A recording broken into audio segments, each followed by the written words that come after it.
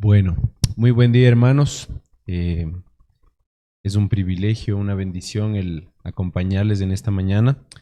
Eh, Mientras venía de camino para acá, eh, comentaba con mi hermano que es la primera vez que voy a enseñar fuera de mi iglesia y venía preguntándome a quién enseñaría. Y decía, habrá muchos, habrá pocos.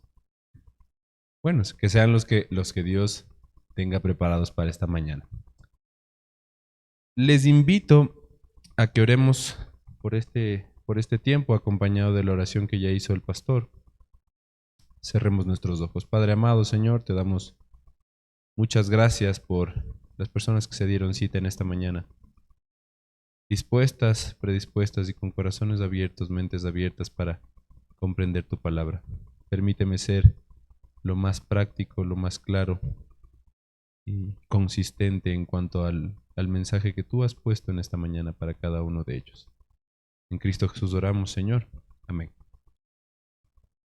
En esta mañana estoy al tanto de que estuvimos estudiando la Confesión de Fe de Londres de 1689 en la parte de las Sagradas Escrituras.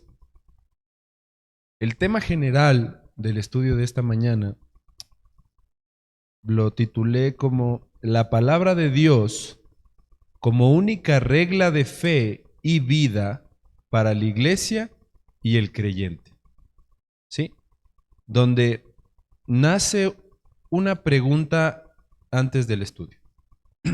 ¿Cómo sabemos que lo que creemos de Dios es verdad y no una tradición humana? ¿Sí? Entonces, lo dejo para que ustedes puedan analizarlo, lo tengan muy en cuenta. ¿Cómo sabemos que es verdad? ¿Cómo sabemos que esto es genuino? Y la respuesta que podemos obtener mediante la lectura de su palabra, la lectura de varios pasajes, nos lleva a que la fe cristiana no se basa en opiniones, no se basa en lo que nosotros creemos o queremos, sino en la revelación que Dios mismo nos dio por medio de las Sagradas Escrituras. La Confesión de Fe de 1689 comienza afirmando que toda doctrina y práctica cristiana depende de lo que está escrito en la Biblia, al 100%. ¿Sí? Como veíamos en el punto número 1, no sé si ustedes tengan aquí la Confesión de Fe a su mano, pero podemos ir de la mano. En el párrafo número 1 y 2 de nuestra Confesión de Fe, hablábamos acerca de que la Escritura es la única regla suficiente, segura e infalible. Toda la Escritura es inspirada por Dios y útil para enseñar, redarguir, corregir e instruir en justicia. La Biblia no es solo una guía moral, sino el medio que Dios usa para llevarnos a la salvación y confirmarnos a Cristo. En los párrafos 2 y 3 estudiábamos acerca del canon de la Escritura. ¿Sí? Se reconocen 66 libros inspirados, no más, no menos. 66 libros inspirados, donde tenemos 39 del Antiguo Testamento, 27 del Nuevo Testamento. Y los libros apócrifos no tienen ninguna autoridad divina porque no fueron inspirados ni reconocidos por Cristo ni por los apóstoles. Es decir, el canon completo son 66 libros. Eso veíamos en el párrafo 2 y 3. El párrafo 4, la autoridad de la Biblia proviene de Dios mismo. Pedro distingue entre el origen humano y el origen divino. Las escrituras tienen ambos orígenes al 100%, inspirados divinamente y escritos humanamente. La autoridad de la Biblia no depende de la iglesia, sino del Espíritu que la inspiró. En el párrafo 5, la certeza de su verdad proviene del Espíritu Santo, donde el hombre natural no puede entender las cosas del Espíritu y necesita iluminación divina. El Espíritu testifica internamente en el creyente, confirmando que la palabra es verdadera. Y esta mañana daremos continuidad a todo el estudio que vinieron chequeando y nos basaremos en el párrafo 6 y trataremos de alcanzar hasta el párrafo 10, en donde podremos notar que desde el párrafo 6, si es que me siguen con la lectura en sus confesiones y si no la escuchamos, nos dice: todo el consejo de Dios tocante a todas las cosas necesarias para su propia gloria, la salvación del hombre, la fe y la vida, están expresamente expuesto o necesariamente contenido en las Sagradas Escrituras, a las cuales nada, en ningún momento, ha de añadirse ni por nueva revelación del Espíritu, ni por las tradiciones de los hombres. Sin embargo, reconocemos que la iluminación interna del Espíritu de Dios es necesaria para un entendimiento salvador de las cosas reveladas en la palabra, y que hay algunas circunstancias tocantes a la adoración de Dios y al gobierno de la Iglesia, comunes a las acciones y sociedades humanas, que han de determinarse conforme a la luz de la naturaleza y de la prudencia cristiana, según las normas generales de la palabra, que han de guardarse siempre. ¿Ok? Les invito a abrir sus Biblias en 2 de Timoteo 3, 15 al 17.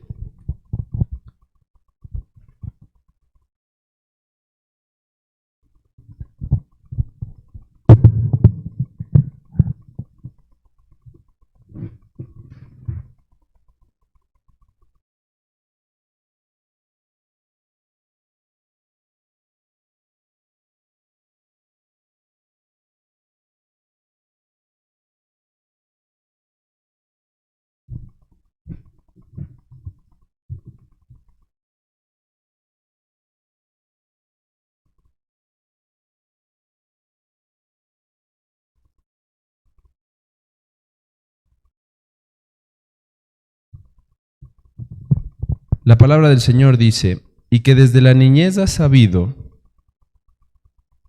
que has aprendido y te persuadiste, sabiendo de quién has aprendido.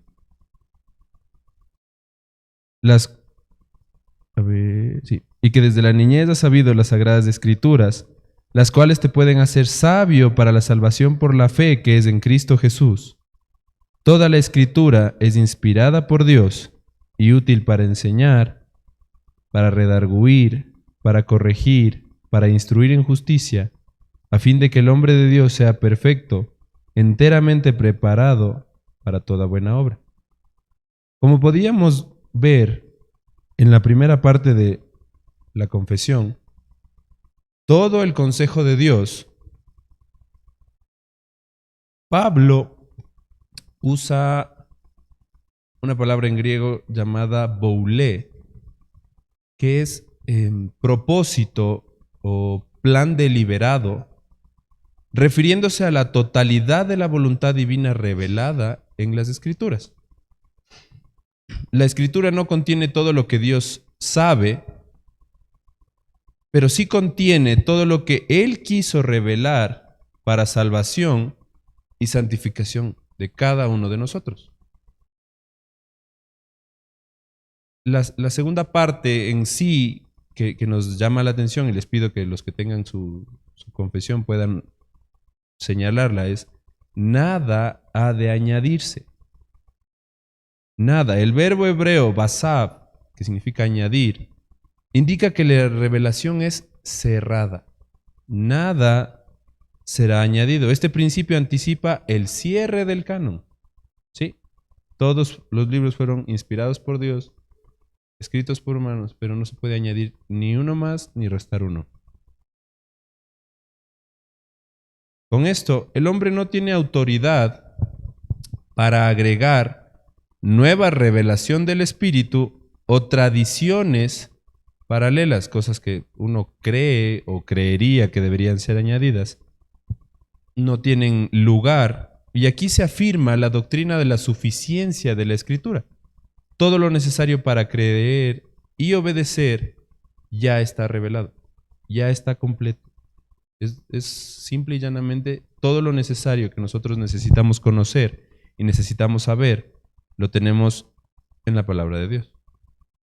Todo, de pies a cabeza. Cuando yo era pequeño, solía escuchar, es que no hay un manual de cómo ser un buen padre, no hay un manual de cómo ser un buen hijo, no hay un manual de cómo ser un buen esposo. Bueno, presento el manual. Aquí está todo, completamente. Y mientras más leía la palabra, mientras más estudiaba, iba confrontándome conmigo mismo en saber cómo todo lo que dice aquí respondía a cada una de mis dudas. Cada una de ellas. Y la tercera parte que podemos revisar en base al texto es la iluminación interna del Espíritu de Dios que es necesaria para cada uno de nosotros. La confesión distingue entre revelación, una inspiración objetiva ya cerrada, y la iluminación, que es una obra subjetiva o una obra continua en cada uno de nosotros. El Espíritu no revela cosas nuevas, sino que nos abre el entendimiento a cada uno de los creyentes para comprender la revelación que ya fue dada. Esto lo podemos ver o confirmar en 1 Corintios 2, del 12 al 14, donde les invito a abrir sus Biblias para que podamos tener certeza y comprender de una mejor manera lo que les digo.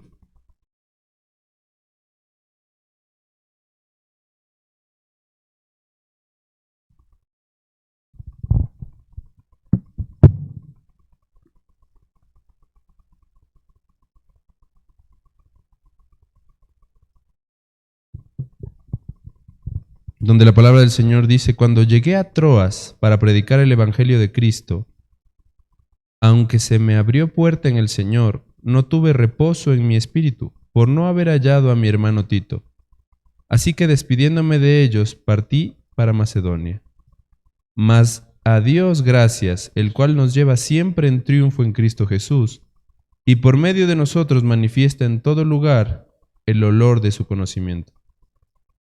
Entonces, claramente vemos la iluminación interna del Espíritu de Dios necesaria y donde no revela cosas nuevas, sino que abre el entendimiento del creyente para comprender esta revelación. El cuarto punto son las circunstancias tocantes a la adoración. No todo detalle de la vida eclesial está prescrito. No todo está ya puesto. La Escritura deja espacio a la prudencia cristiana regida por principios bíblicos. Un ejemplo de ello es el orden en el culto. ¿Sí? Se puede dar en base al conocimiento y la necesidad de cada una de nuestras iglesias. La Escritura es suficiente y para hacer un recapítulo de todo el párrafo 6,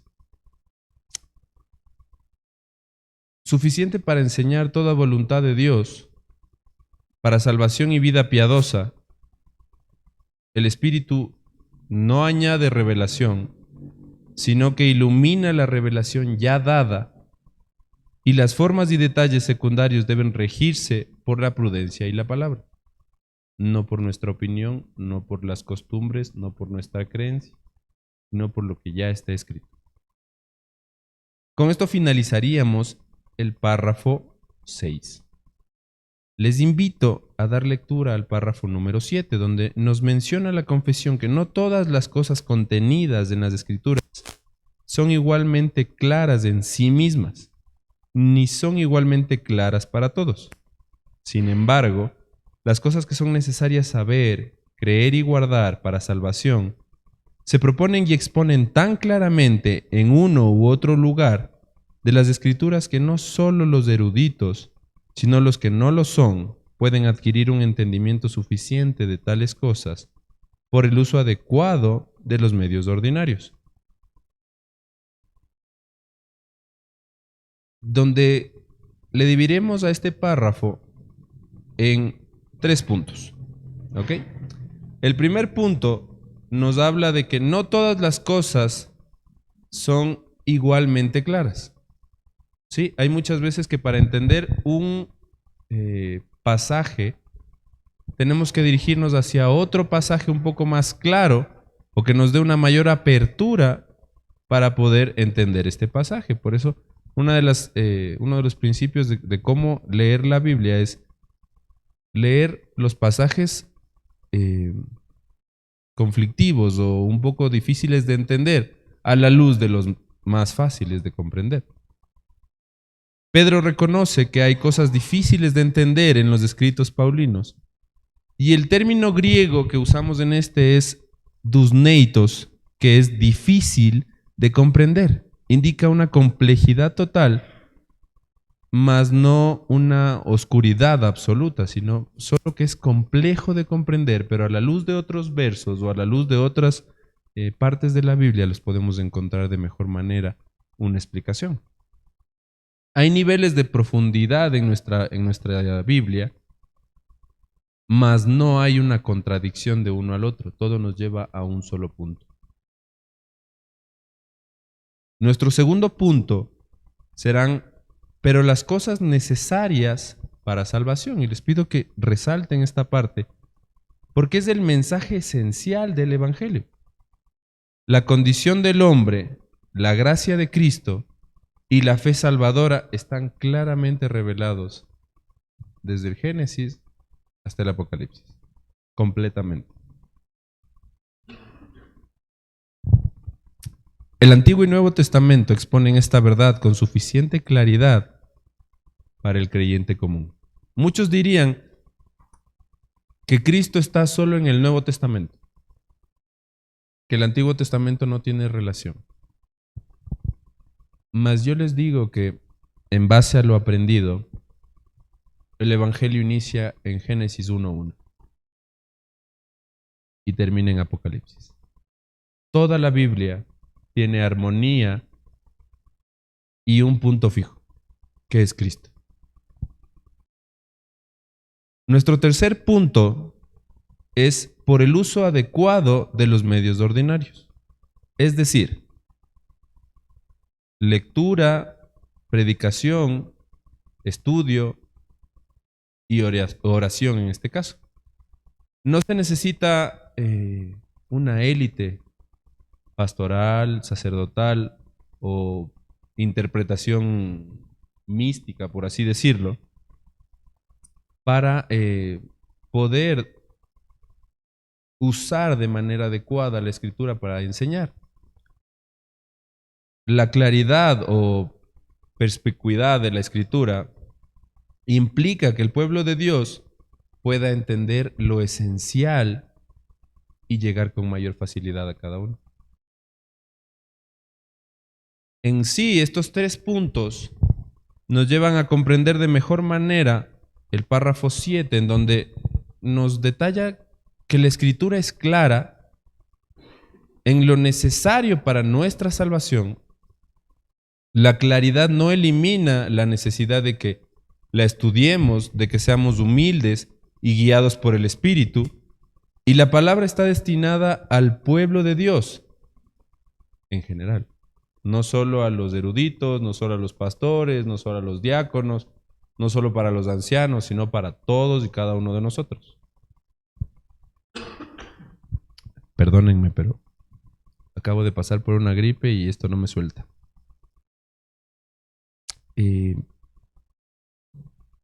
Cerrando el párrafo 7, les invito a dar lectura al párrafo 8 para dar continuidad a este estudio, en donde podemos detallar que el Antiguo Testamento, como dice en el párrafo 8, en hebreo, que era el idioma del pueblo de Dios en la antigüedad, y el Nuevo Testamento en griego, que en el tiempo en que fue escrito era el idioma más generalmente conocido entre las naciones, siendo inspirados inmediatamente por Dios y mantenidos puros a lo largo de todos los tiempos por su especial cuidado y providencia, son por lo tanto auténticos.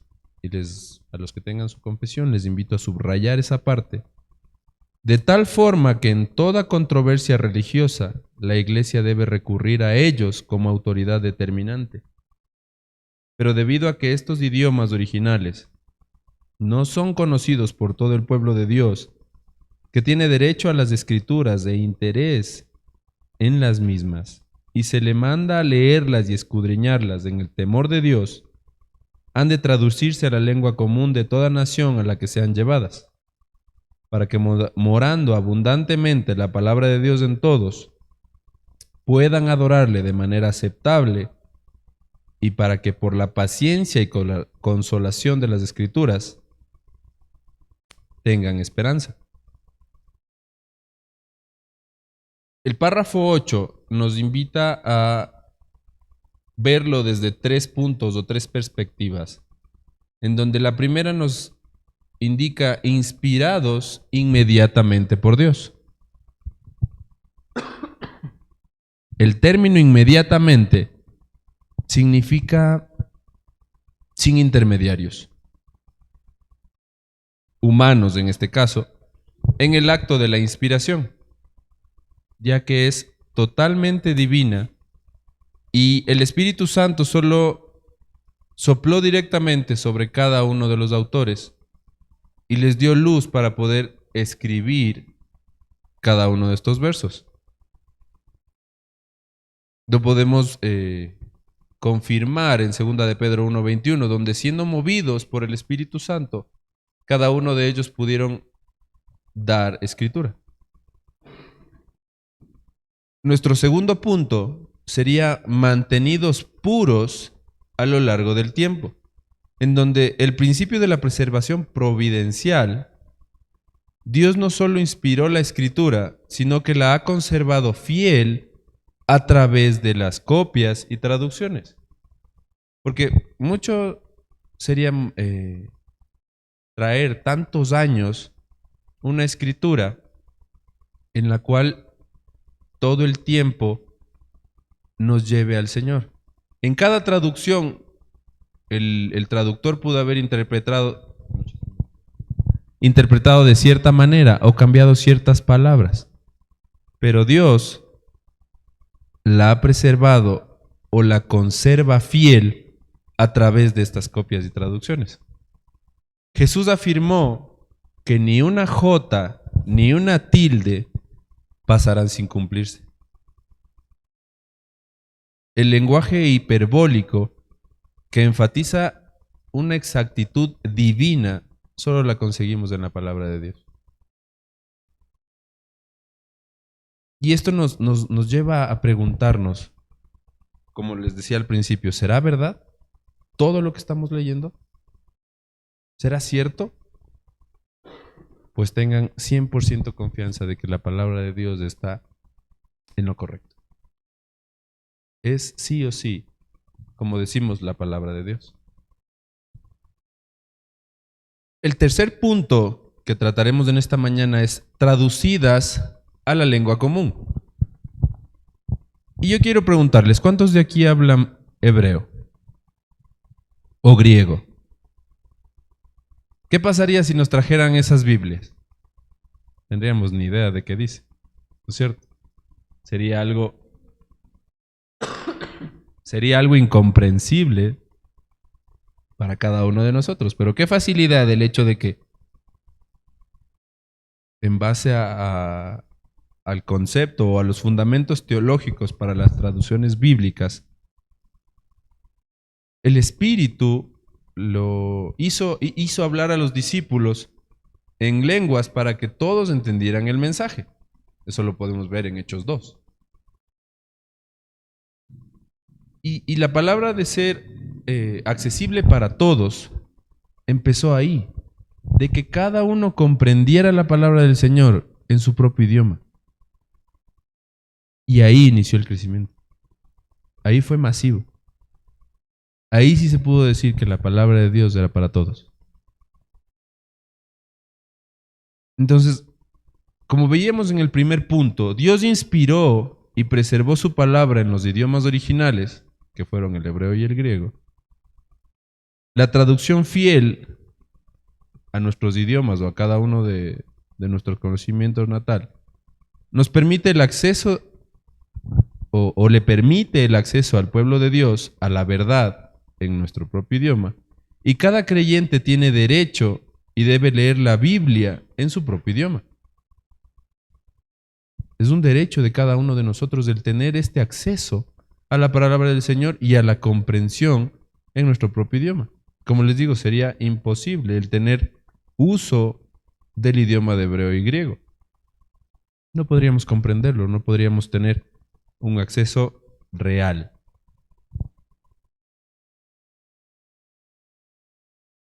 Donde en esta mañana nos lleva al párrafo 9, en donde les invito a dar lectura en sus confesiones, y nos dice que la regla infalible de interpretación de las escrituras la constituyen las propias escrituras.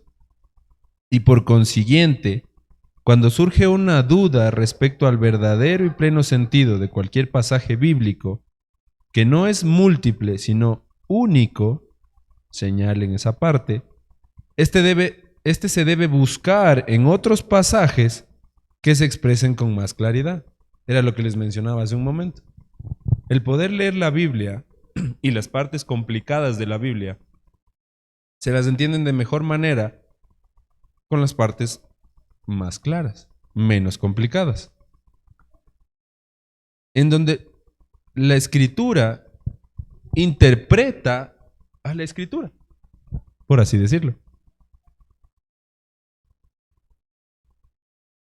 Hay un principio hermenéutico reformado que es scriptura sui ipsitius interpreses, o interpres en este caso, donde nos afirma que la Biblia es su propio comentario inspirado. No necesita de nada más. La revelación es coherente y Dios no se contradice. Tenemos un ejemplo bíblico en Hechos 15, del 15 al 16. Les invito a ir a sus Biblias y poder leer este pasaje.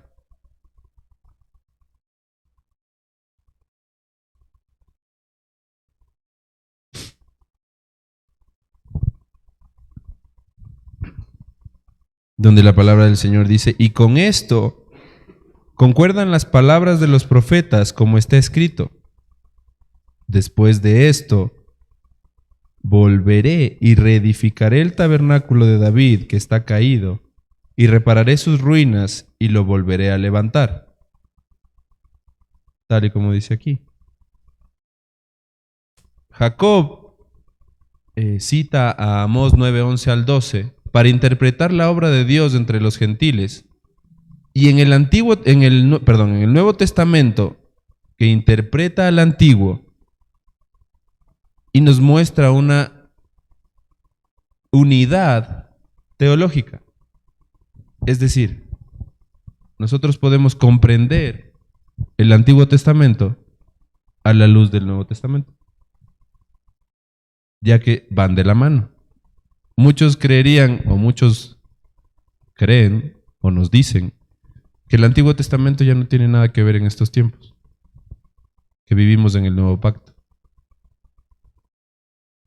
Mas yo les digo que tiene todo que ver porque el Nuevo Testamento nos lleva al Antiguo y tiene correlación.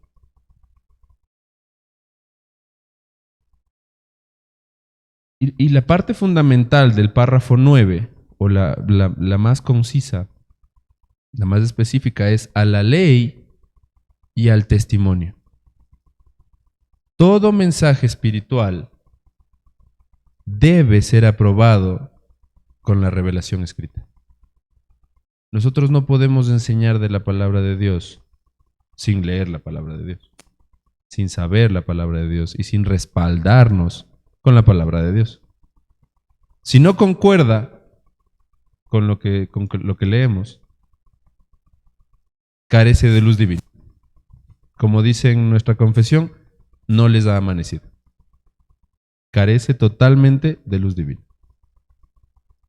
En sí, el párrafo 9 nos lleva a conocer que la Escritura posee una coherencia eterna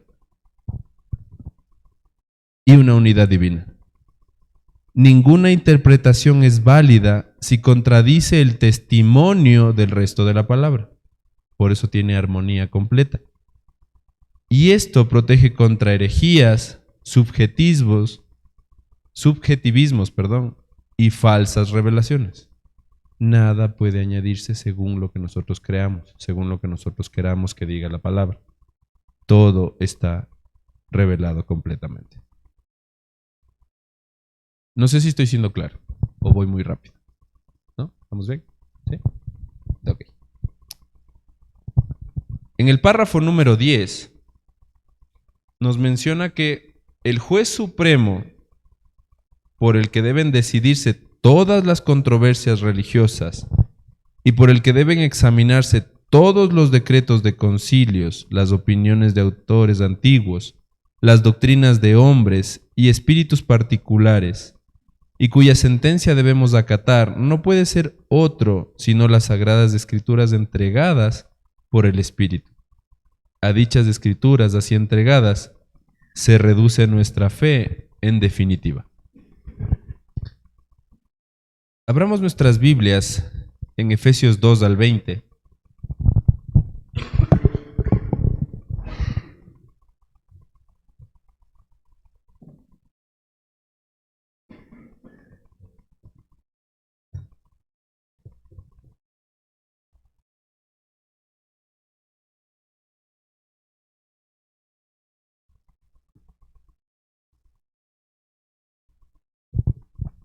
En donde la palabra del Señor nos dice, edificados sobre el fundamento de los apóstoles y profetas, siendo la principal piedra del ángulo Jesucristo mismo. Podemos ver cómo el juez supremo, ¿sí? Nos lleva a saber que Jesús mismo somete toda doctrina al texto bíblico, constatado en Mateo 22. La parte del verso 29 en Mateo 22, les invito a que podamos chequearlo, porque se basa mucho en la enseñanza de esta mañana. Mateo 22, versículo 29.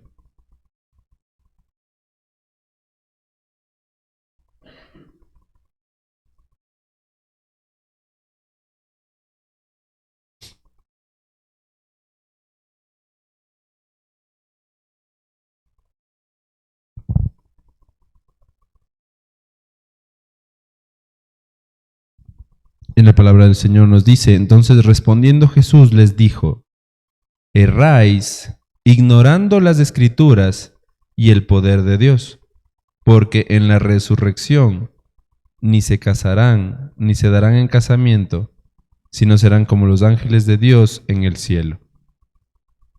Esta parte nos lleva a saber que erramos ignorando las Escrituras y el poder de Dios.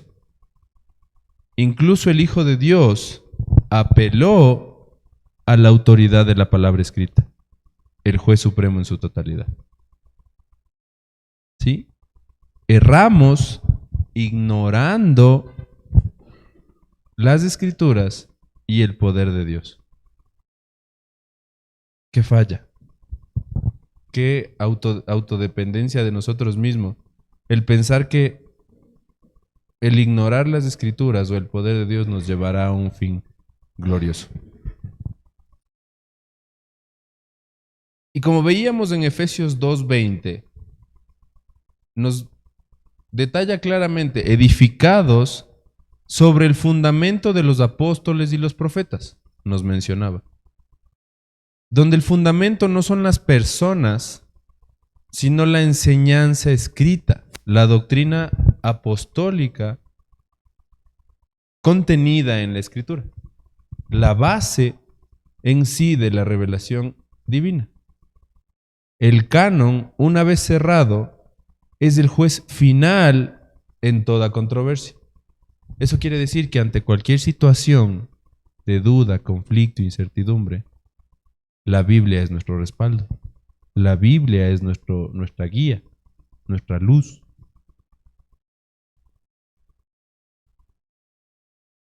Les invito a abrir sus Biblias en Hechos 28, del verso 23 al verso 25, en donde la palabra del Señor nos llevará a razonar, o Pablo en este sentido, nos llevará a razonar por la ley de Moisés y los profetas.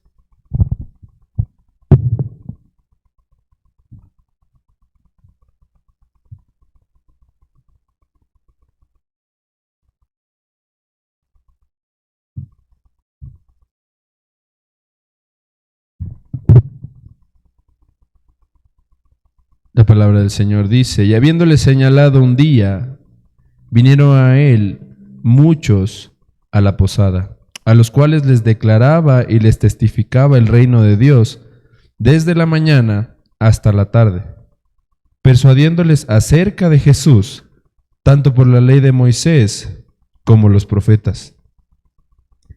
Y algunos asentían a lo que se decía, pero otros no creían. Y como no estuviesen de acuerdo entre sí, al retirarse les dijo, les dijo Pablo esta palabra. Bien habló el Espíritu Santo por medio del profeta Isaías a nuestros padres diciendo, ve a este pueblo y diles, de oído oiréis y no entenderéis, y viendo veréis y no percibiréis. Porque el corazón de este pueblo se ha engrosado, y con los oídos oyeron pesadamente, y sus ojos han cerrado, para que no vean con los ojos y oigan con los oídos, y entiendan de corazón y se conviertan, y yo los sane. Pablo no apela a una autoridad personal, sino al testimonio de la Escritura. Esto nos muestra que la autoridad final de la Iglesia no son los concilios ni los hombres, sino la misma palabra inspirada. Tal es el punto de que el juez supremo en todas las controversias religiosas siempre será la Biblia. Está escrito. La Biblia es el tribunal supremo en toda disputa doctrinal. Los concilios, credos, incluso los maestros, solo tienen autoridad en la medida de que concuerden con la Escritura. Si se sale de ello, no tiene nada que ver. Y la Iglesia no está sobre la palabra, sino viceversa, está bajo la palabra de Dios. Tiene que regirse en cuanto a lo que la palabra del Señor diga. Y para tener una claridad grande en cuanto a los párrafos del 6 al 10 que vimos en esta mañana de una manera un poco práctica y resumida, la suficiencia de la palabra nos lleva a que nada debe añadirse a la revelación escrita y que la Biblia es guía completa para fe y vida. En cuanto a la claridad, lo esencial para salvación es comprensible para todos y todo creyente puede leer y entender el Evangelio. Para preservación de cada uno de nosotros, Dios ha mantenido su palabra pura en confianza en la fidelidad del texto bíblico.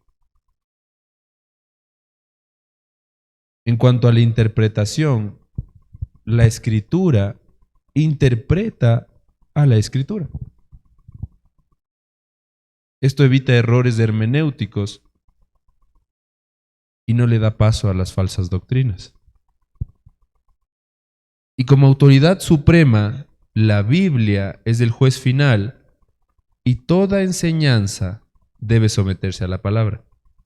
Cuando nosotros queramos enseñar o dar un mensaje, siempre tenemos que ir a la palabra. Siempre. No es yo creo, yo digo, yo pienso, no. la palabra del Señor nos dice en tal pasaje, la palabra del Señor nos guía de esta manera, la palabra del Señor tiene la última palabra.